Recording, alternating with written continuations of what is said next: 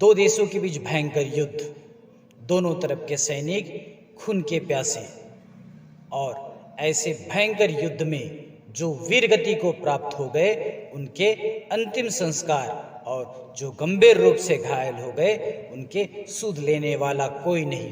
Bank कर्मचारी नौकरी छोड़कर मसीहा के रूप में अवतरण होते हैं और बनते हैं मानवता के तारनहार, और बनते हैं शांति में प्रथम नोबेल प्राइज विनर। विश्व के लगभग सभी देशों में जब युद्ध होती है तो युद्ध के दौरान घायल हुए सैनिकों का प्रमुख मददगार है यह संस्था, जिसके कारण उन्हें 3 बार नोबेल प्राइज से नवाजा गया है। आइए जानते हैं इस वीडियो के माध्यम से कि वह कौन सा दो देश था, उस मसीहा का नाम क्या था, उस मसीहा ने ऐसी कौन सी संस्था बनाई जो विश्व में सबसे मददगार के तौर पे युद्ध के समय प्रस्तुत होते हैं, जिन्हें 3 बार नोबेल प्राइज से भी नवाजा गया है। नमस्ते मित्रों, जानते हैं इस वीडियो के माध्यम से यह उस समय की बात है जब इटली और ऑस्ट्रेलिया के बीच भयंकर युद्ध छिड़ा हुआ था।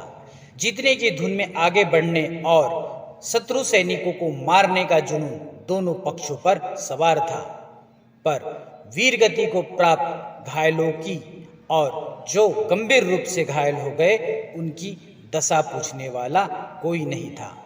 इस समस्या पर जेनेवा के कर्मचारी जीन हेनरी डूमा ने भावनापूर्ण मनस्थिति से विचार किया और उसका तत्कालीन उपाय सोचा।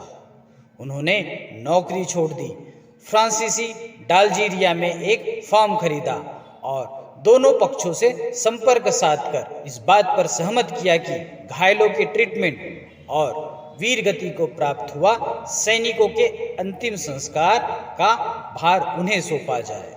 इस बात से हमें यह शिक्षा मिलती है कि जब मानवता ताड़ ताड़ हो रहा हो तब हमें और किसी की चिंता न सोचते हुए मानवता की इस पुकार को सुननी चाहिए। वेद मूर्ति तपोनिस पंडित श्री राम शर्मा आचार्य कहते हैं कि मानवता की सेवा से बढ़कर और कोई सेवा नहीं।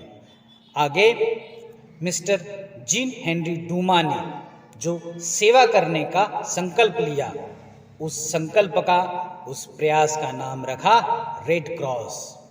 आज रेड क्रॉस में 97 मिलियन स्वयंसेवक, सदस्य और कर्मचारी एक साथ मानवीय जीवन और स्वास्थ्य की रक्षा के लिए, सभी मनुष्य के सम्मान को सुनिश्चित करने के लिए, मानव पीड़ा को रोकने के लिए 1863 से निरंतर कार्य कर रही है।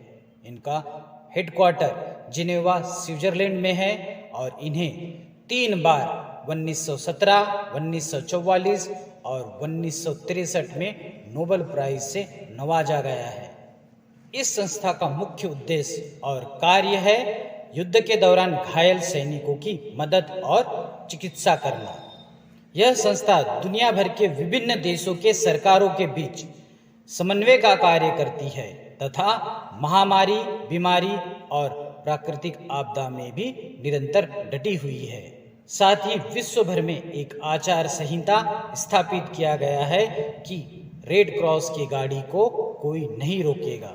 रेड क्रॉस के संस्थापक हेनरी ड्यूनेंट का जन्म 8 मई 1928 को हुआ और वह नोबेल शांति पुरस्कार के पहले प्राप्तकर्ता है, और उनके जन्मदिन पर ही अर्थात 8 मई को world red cross and red crescent day मनाया जाता है।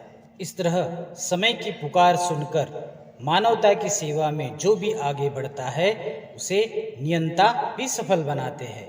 हमारे लिए यह सीख है कि हम भी जब भी ऐसी विषम परिस्थिति में मानवता की सेवा का अवसर मिले अवश्य उसका लाभ उठाएं। और इस तरह के मोटिवेशनल स्टोरी के लिए हमारा यह चैनल सब्सक्राइब करें, साथ ही लाइक और शेयर करें।